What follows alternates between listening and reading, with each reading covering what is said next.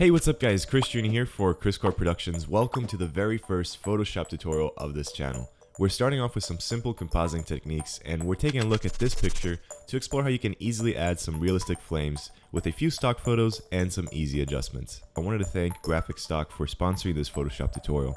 The fire stock images that you'll be seeing in today's tutorial were downloaded from graphicstock.com. So if you guys want to follow along with the tutorial and use the same assets that I'll be using, you can actually do that by clicking on the link that I left in the description, and that will lead you to a 7-day free trial where you can download up to 140 assets all for free.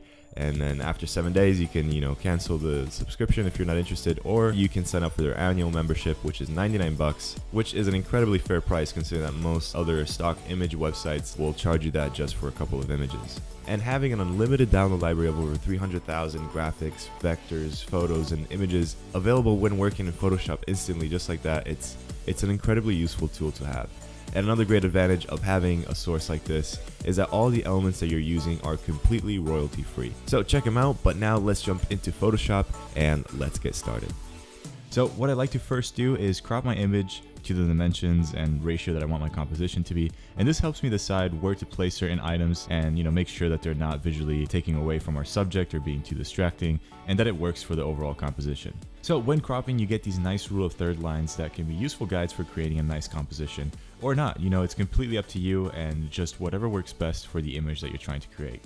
So next we'll duplicate the image with Command J, and this is just to keep an original version of the picture that is untouched. So I'm going to use the dodge tool to highlight the side of our face. I'm not going to spend too much time on grading, but just to get a quick idea, we can add a curves adjustment and tweak a little bit of the colors. This image was shot in S-Log2, which is a very flat format that allows you to make slightly more dramatic color adjustments later on in post. So I want to show you a way that I create fake light hits and glow effects. So you can paint a circle with a large brush of a color that matches somewhat with the source of light. In this example, I'm creating a dark light hit and then a brighter one on top. And then finally, you can adjust the opacity of these light hits and make them fit more in the scene by changing the blending options for those layers. Now the reason why I'm showing you this is because we will use this very same technique to create some orange glow around the fire elements that we're going to add. So let's do that, and this image has a black background, which means that we can just set it to screen and we can just get rid of the background that way so that we just have the flame. So of course you can cut your subject and have all these elements that we're going to be adding behind that cutout, but instead I'm going to use layer masks and paint out the parts that should be behind her.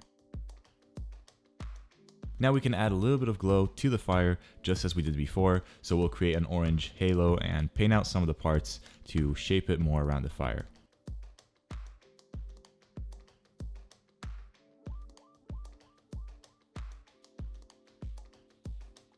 So we can repeat the same process for the second fire image, and we can mask any portion that is overlapping with our subject. So finally, you can add a lens flare and you can add some fire embers. You can just really go crazy and add as many things that you think would sell this effect. Now, all these elements that you'll be adding need to match with the shot's depth of field. So as you can see, some things in our background are not going to be as sharp and as clear as our subject, obviously, because that's what's in focus in this image. So we can add some blurs to these individual objects. Now, once we're happy with our image, we can create a group by clicking on the folder icon, and then we can select all of our layers and dump them in that group.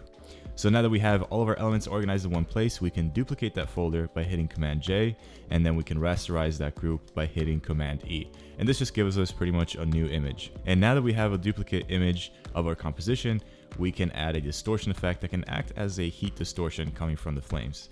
Now this is not the best way to do it, but it's quick and easy, and it could be pretty effective for a scene like this. So with our new rasterized layer selected, we can go over to Filter, Filter Gallery, and then under Distortion, we will pick Glass. And you can experiment and play with these values to see what works best for your scene. You can obviously always go back by hitting Command Z and trying this over and see what settings work best for your shot. And now we can see that the effect is applied. And we can add a layer mask to this, and we can click Command I to invert the color of that matte layer so that it pretty much hides the effect for now, and we can paint it back in by using a white brush. Now there are so many more things that you can do to this image, but many more integration techniques will be coming up in the next Photoshop tutorials. And this week on the channel, we talked about the lighting behind some of the photo shoots that you can find on my Instagram, so I thought it'd be cool to venture in the post side of this type of photography and make some Photoshop tutorials. So thanks again to the sponsor of this video, graphicstock.com. Check out the free trial link in the description, and if you like it, consider signing up for the annual plan. So more filmmaking, lighting, and Photoshop tutorials are coming very soon. My name is Chris Trini for Kriscoart Productions, and I'll see you next week.